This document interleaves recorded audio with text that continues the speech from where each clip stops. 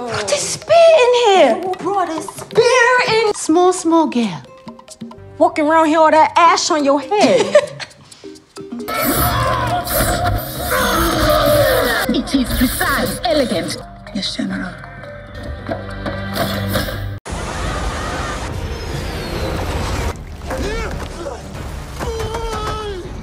Hello Brovers, di video sebelumnya itu kita sudah membahas penjelasan plot dan juga beberapa pertanyaan soal Black Panther Wakanda Forever. Yang belum nonton video sebelumnya langsung gas aja karena kunciannya tuh di situ untuk memahami beberapa konsep soal mutant ataupun soal asal-usul Talokan itu sendiri. Karena memang beberapa penjelasan di dalam filmnya hanya sebatas kayak singgungan kecil saja. Jadi buat penonton baru pasti masih banyak yang belum paham gitu ya. Nah kali ini gue bakal lanjutin lagi pembahasan Black Panther Wakanda Forever. Dan kita akan bahas endingnya, yang mana ini bakal lanjut ke persoalan Thunderbolts, Ironheart, dan kemungkinan besarnya ada juga series Midnight Angel. Sebenarnya ada singgungan juga ke arah Secret Wars, cuman tipis banget ya. Tanpa berlama-lama lagi, Ikuzo, ini dia penjelasan ending Black Panther Wakanda Forever. And welcome dulu sama post kreditnya. Welcome back to Clip 1X Breakdown. Kita langsung masuk ke pembahasan endingnya dulu aja ya. Jadi kita diperlihatkan kalau keadaan mulai membaik setelah Shuri ini menjabat sebagai Ratu Wakanda. Tapi sebenarnya ini juga belum terkonfirmasi dia beneran jadi Ratu Wakanda atau enggak ya. Karena kemungkinan besarnya kayaknya Shuri itu bukan Ratu Wakanda sih. Dia justru memindah tangankan jabatannya ke Mbaku. Kemungkinan besarnya seperti itu. Ini teori gua pribadi ya. Karena kalau dari segi berpikir, Mbaku itu jauh lebih bijak ketimbang si Shuri. Terutama setelah dipukul sama si Namor itu ya. Jadi trauma seumur hidup dan di situ doi jadi bijak langsung.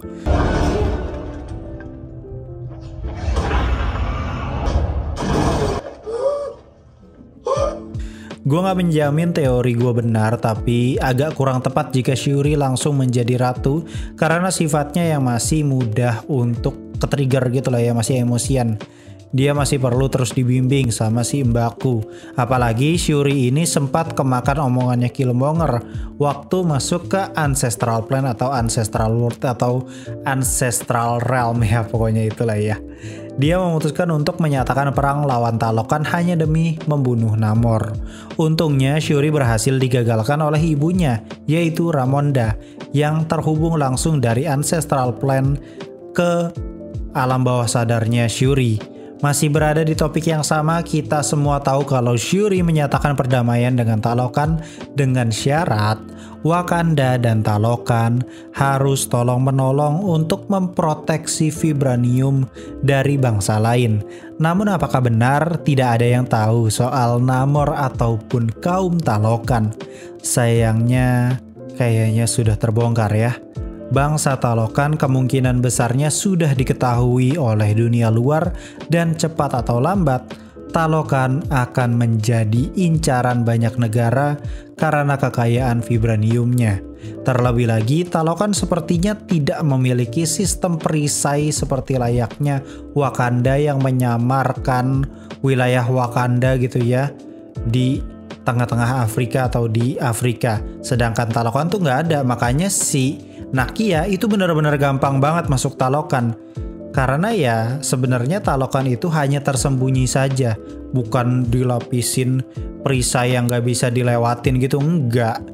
Talokan tuh ya memang masih sederhana, beda sama si Wakanda yang memang sudah luar biasa canggih. Kecuali Thanos, iya Thanos bisa masuk Wakanda dengan mudahnya ya. Buka gerbangnya aja sebenarnya sekarang gitu ya udah diupdate lagi anjir pakai gendang air gitu cuy. Udah next level parah dari fingerprint ataupun Face ID. Jadi wajar sih Okoye ini ngerosting iPhone itu sangat primitif. Balik lagi soal bukti kalau Talokan sudah diketahui oleh dunia luar. Percakapan si Agent Ross dengan Ratu Ramonda ternyata disadapkan oleh Val yang ternyata mantan istrinya cuy. Wah, di sini plot twist cuy. Di sini walaupun Ramonda tidak menyebut soal nama Talokan ataupun Namor, Tapi si Ramonda sudah mengisyaratkan kalau ada kaum lain yang terlibat pada kasus ini dan ia tidak bisa bicara banyak. Bukti berikutnya kalau Talokan sudah ketahuan sejak awal, yaitu saat si aktris Lake Bell, sebenarnya kita nggak tahu yaitu namanya siapa, gue lupa.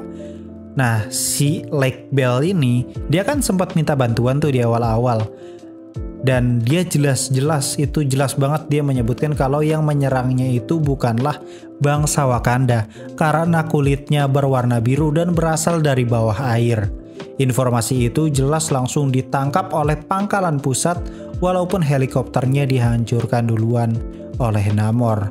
Nah, karena dihancurin helikopternya jugalah Pangkalan Pusat kemungkinannya langsung percaya bahwa ada bangsa lain yang mempunyai senjata mematikan karena dapat menghancurkan helikopter yang terbang-terbang gitu lah ya kan. Lu bayangin aja sekuat apa itu helikopter bisa dilempar. Entah bagaimana nanti nasib Talokan, apakah Shuri akan menepati janjinya untuk membantu Talokan berlindung dari bangsa luar, sedangkan Wakanda sendiri diincar habis-habisan oleh bangsa luar. Sekarang kita masuk ke ending bagian Riri Williams-nya. Ingat kan kalian kalau Riri Williams itu benar-benar diincar banget ya gara-gara dia itu berhasil membuat sebuah alat pendeteksi vibranium yang kemungkinan besarnya ciptaannya itulah yang akan berujung pada plot inti dari serial Ironheart. Ya, sudah jelas pihak-pihak Rakus itu nggak akan membiarkan si Riri Williams membatalkan proyek pendeteksi vibranium itu. Atau bisa jadi, si Riri Williams bakalan diincar bahkan sampai membahayakan nyawanya. Kalian lihat aja tuh, mereka nggak segan-segan buat menghalalkan segala cara untuk mengincar Riri di film ini agar tidak jatuh ke tangan Wakanda. Balik lagi ke topik utama kita, gue sempat dapat pertanyaan soal ini dan memang ini patut dibahas ya. Mengapa Shuri minum herbal yang sama seperti bangsa Talokan, tapi dia tuh nggak berubah jadi biru? Dan mengapa Shuri tidak mati begitu ditusuk sampai nembus begitu, bahkan masih kuat buat lanjut bertarung?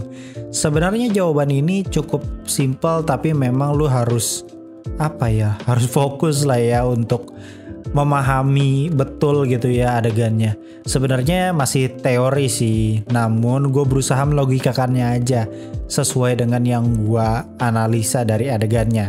Untuk Shuri kenapa nggak jadi biru? Karena sebenarnya Shuri tidak membuat sebuah serum dari tanaman bangsa Talokannya ini ya, yang herb ini. Dia hanya menyamakan zatnya saja, kemudian menciptakan shape heart yang baru. Nah, herb shape heart inilah hasil persilangan yang diminum oleh Shuri. Jadi sisa herb shape heart yang sempat dipakai buat ngobatin T'Challa masih ada sisanya dikit, dan digabungin sama herb shape heart-nya yang dari bangsa Talokan digabungin jadi satu. Lahirlah satu herb shape heart yang akan diminum Shuri. Nah itu hasilnya dia punya power di atas manusia normal. Namun dia kini mempunyai superhuman strength seperti Namor ataupun bangsa Talokan. Kalian pasti ingat sih kalau bangsa Talokan bisa bangkit lagi kan, walaupun sudah ditojos berkali-kali sama Okoye pas pertarungan malam-malam itu. Itulah sebabnya si Shuri bisa survive walaupun ditojos oleh Namor, karena ada sedikit kesamaan di situ. Dia kayak punya semacam kemampuan healing factor yang lebih cepat ketimbang Black Panther lainnya, karena yang dia minum itu adalah tanaman hasil persilangan antara sisa zat herb shape heart milik Wakanda dengan zat herbal dari Talokan. Terciptalah tanaman baru yang menyerupai herb shape heart ini dari tanah Wakanda gitu. Jadi nextnya tanaman ini yang akan terus dilestarikan hingga nanti ke Black Panther berikutnya, yaitu Prince T'Challa atau Toussaint. Sekarang kita masuk ke penjelasan soal recast ini ya. Ya, ini sebenarnya sudah recast ya. Entahlah siapa yang bakal meranin Prince T'Challa versi dewasa. Di komik sebenarnya T'Challa itu memang punya anak, namun bukan sama Nakia, melainkan dengan Storm. Kemungkinan besarnya kalau Storm akan dimunculkan di MCU di masa yang akan datang gitu ya. Berarti nanti si T'Challa Junior ini kemungkinan akan punya semacam teman masa kecilnya gitu, yaitu Storm yang mungkin dia kenal di Haiti. Karena kemungkinan besarnya saga ketiga dari Marvel Cinematic Universe ini adalah Mutant Saga. Jadi itu adalah waktu yang sangat tepat untuk mempertemukan sosok T'Challa yang recast dengan Storm yang memang mereka akan memiliki kisah cintanya sendiri. Jadi bukan T'Challa yang sama Nakia, tapi T'Challa yang masih bocil ini nanti tumbuh besar setelah Secret Wars dan ketemu sama Storm gitu. Untuk Namor sendiri kemungkinan besarnya akan mendapatkan film solo dan bisa saja itu jadi pintu untuk memperkenalkan para mutant yang lain di MCU. Hal yang menurut gue sangat berpotensi adalah si Killmonger yang kemungkinan besarnya akan membimbing T'Challa Junior ketika sudah masuk Ancestral Plane sama seperti Shuri, karena seperti yang kita tahu kayaknya si Killmonger ini emang terjadi transformasi sifat ya, yang tadinya dia rebel banget gitu ya, barbar. Mungkin karena dia sekarang sudah sadar kalau dia ini udah mati, jadi ya mau gimana lagi gitu. Ya mau gak mau dia akhirnya bertransformasi, semakin kesini semakin realistis dan semakin baik gitu ya. Nah mungkin nanti ketika Killmonger ini udah jadi baik gitu, udah jadi lempeng gitu, pas banget dia bakal ngelatih si T'Challa Junior ini di Ancestral Plane gimana caranya jadi pemimpin yang baik, karena dia kan melihat dari dua sudut kan. Si Killmonger ini dia ngelihat dari sudut pandang diri dia sendiri dan juga N'Jobu, yang dimana dia berusaha untuk menyelesaikan masalah tapi memang rebel, akhirnya tetap salah. Dan satu lagi yang terlalu baik hati, si T'Challa yang nge-expose vibranium dan akhirnya bangsa-bangsa Rakos ini malah ngincer. Jadi dia kan dapat dua penglihatan nih ya kan. Nah kemungkinan besarnya dia akan mempunyai satu garis lurus yang nanti itu akan diutarakannya ke si T'Challa Junior. Jadi T'Challa Juniornya makin proper untuk jadi Raja Wakanda. Only reason I don't kill you where you stand is because I know who you are. It's about 2 billion people all over the world that looks like us, but their lives are a lot harder. Ask who I am. You're Eric Stevens. I found my daddy with panther claws in his chest. You ain't the son of a king, you a son of a murderer. Untuk kesimpulan dari video ini, kita sudah bisa tahu kalau sekarang mutant benar-benar fix baru Namor. Untuk status dari Miss Marvel sendiri, jujur gue masih belum percaya dia adalah mutant. Karena temannya si Kamala Khan tuh siapa ya, lupa gue, yang teman sohibnya itulah yang cowok itu. Dia itu kan cuma bilang kalau si Kamala itu bermutasi. Mutasi sendiri ada 3 jenis di Marvel Universe. Ada human mutated, ada inhuman, ada mutant. Nah, human mutated ini seperti Spider-Man, Deadpool, Hulk, Captain America, dan berbagai macam superhero lain yang memang hasil eksperimen atau nggak sengaja terkena zat apa gitu ya kan. Akhirnya jadi punya kekuatan super. Sedangkan inhuman itu dari awal mereka bukanlah manusia. Mereka itu ya bangsa inhuman atau ras inhuman. Apa ya bisa dibilang kayak alien gitulah, mirip-mirip kayak gitulah ya. Mereka sama seperti manusia biasa kalau misalkan nggak ke-trigger. Tapi kalau ada sesuatu yang men-trigger mereka, entah itu dari sebuah artefak kayak Kamala Khan ataupun dari zat lain, sehingga gen inhuman mereka tuh mengalami mutasi dan muncullah kekuatan super mereka. Jadi sebenarnya dari awal tuh kaum inhuman itu punya kekuatan super, tapi mereka nggak bisa aktifnya itu ketika mereka mendapatkan trigger gitu. Sedangkan human mutated itu dia memang manusia biasa, nggak sengaja entah itu digigit laba-laba, akhirnya dia jadi manusia super. Jadi berbeda ya. Yang satu itu human mutated itu kemungkinan besarnya karena human error ataupun karena eksperimen, sedangkan inhuman itu ya dia memang manusia super, cuman dia tetap jadi manusia biasa kalau nggak kena trigger gitu. Nah ada satu lagi yaitu mutant. Nah kalau mutant itu beda lagi nih. Kalau mutant tuh memang udah ngeceprot lahir udah jadi manusia super gitu loh. Entah itu kayak Wolverine, entah itu kayak si Namor ini ya kan. Namor dari bener-bener baru lahir pun udah ada sayap kan di kakinya. Itu kan hasil mutasi alami gitu dari si emaknya yang mengalami 2 fase, yaitu fase mungkin dia 3 bulan atau 6 bulannya jadi manusia normal. Begitu 6 bulan setelah kedepannya itu, kehamilannya itu, dia jadi bangsa Talokan. Makanya karena terlibat 2 fase sistem manusia ini, akhirnya si Namor tuh bermutasi dan lebih spesial dari kaum Talokan ataupun manusia. Dia bisa terbang, tapi dia juga bisa hidup di dalam air kayak gitu. Kesimpulan terakhir yaitu kita sudah tahu kalau motifnya si Val ini sudah jelas mengarah ke Talokan karena dia adalah orang yang sudah mengetahui soal pihak yang terlibat pada permasalahan vibranium di bawah laut. Dan satu lagi, si Val itu ternyata direktur CIA cuy. Jadi doi punya power yang luar biasa cuy. Mirip-mirip kayak Amanda Waller ya. Ya bener ya gak sih? Karena Amanda Waller pun dia kan tipenya yang ngerekrut comot jadi Suicide Squad gitu. Dibikin 2 tim anjing, yang satu lagi dijadiin tumbal, yang satu lagi buat rencana B kan kipak. Nah mungkin si Val ini kayak si Amanda Waller, cuman ya nggak rebel kayak Amanda Waller ya.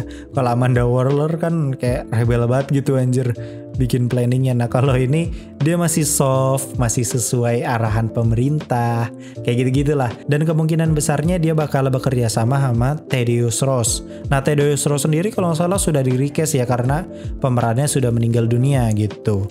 Nah untuk Thaddeus Ross sendiri kalau nggak salah dia tuh memang punya project sama si Val ini, yaitu Thunderbolts. Kelompok Thunderbolts inilah yang versi Suicide Squad Marvelnya gitu. Gue nggak tahu bakalan segokil apa, cuman bayang-bayang gue masih Suicide Squad sih ya. Susah gitu loh karena ya siapa duluan siapa cepet dia dapat kan ekspektasinya gitu. Kayak kita ngeliat Talokan, ekspektasi kita sebenarnya ke arah si Atlantis ya nggak sih? Mau nggak mau seperti itu karena mereka sudah menampilkan duluan gitu. Kira-kira itu tadi adalah penjelasan post credit, ending, dan juga beberapa pertanyaan yang memang cukup membingungkan para fans. Gue juga rada bingung sih, apalagi yang Shuri ditusuk nggak modar itu menurut gue itu udah gelo anjir.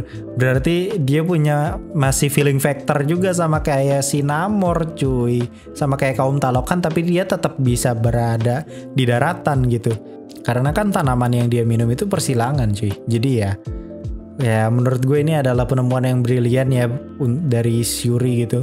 Next kita bakalan ada konten nobar, kayaknya ada 3 atau 4 gitu konten nobar di bulan ini, bulan November, atau no problem anjing. Karena gue lagi happeningnya banget buat bikin nobar. Kemarin ya gue sengaja gue padatin ini bener Black Panther karena abis ini kita hajar nobar cuy. Biar ya AdSense-nya di situ soalnya. Kalau nobar tuh AdSense-nya lumayan. Kalau Black Panther tuh lebih ke arah hobi gue aja karena gue suka sama Marvel, gue suka sama DC. Thank you yang udah nggak skip iklan. Gue Clip on X pamit undur diri and I'll come see you next time.